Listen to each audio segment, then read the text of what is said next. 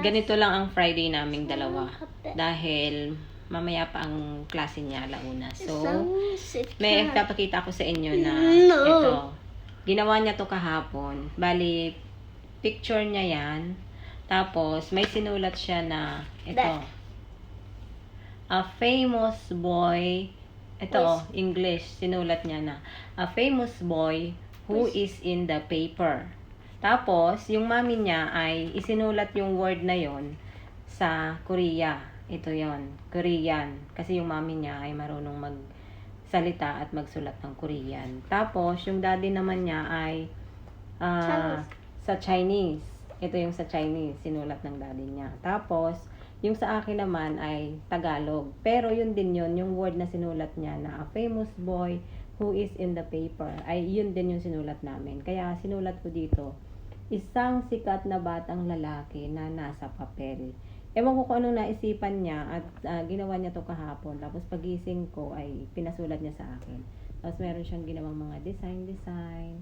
Tapos, lagi niyang, kada niya makikita tong papel na to, lagi niyang binabasa. Pag siya ay napadaan, tapos nakita niya yung papel, babasahin niya isang sikat na batang lalaki. So, now, I will let him try to read the Tagalog that I... Okay. Ay. Okay, you read. Louder. Okay. Louder. Okay.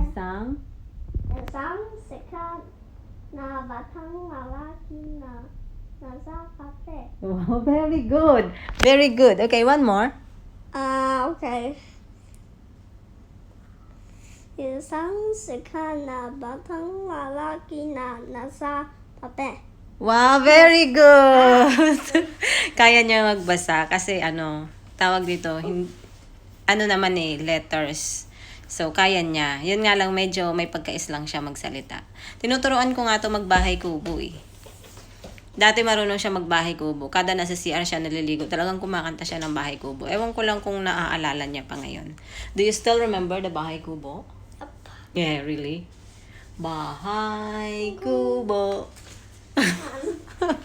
You still remember? Yep. Diba? Marunong siya magbahay kubo. So, ganito lang kami. Maya-maya ay pakakainin ko na siya. 12 o'clock. Tapos, ihatid ko siya sa school. So, ganun lang. Katatapos lang ng lesson niya, math lesson. So, ako naman, tapos na ako sa kusina. So, upo-upo muna kaming dalawa dito. Malapit na ang kanyang bakasyon. Ang last day ng school niya ay ngayong July 10. So, araw-araw na naman kaming magkasama dito sa bahay. Ewan ko kung anong mga ganap namin. Siguradong palabas-labas. Kung ang init pa naman sa labas. But anyway, ganyan talaga. At birthday niya bukas. Tomorrow is your birthday, right? Yeah, tomorrow is his birthday. He's already 6 years old. Kaya sa pasukan ay na siya, grade 1 na siya. Whole day na siya sa school. Tapos, bukas ay birthday niya. Where are you going? Disney. Yes.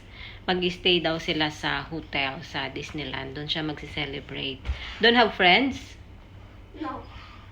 Wala daw munang friends.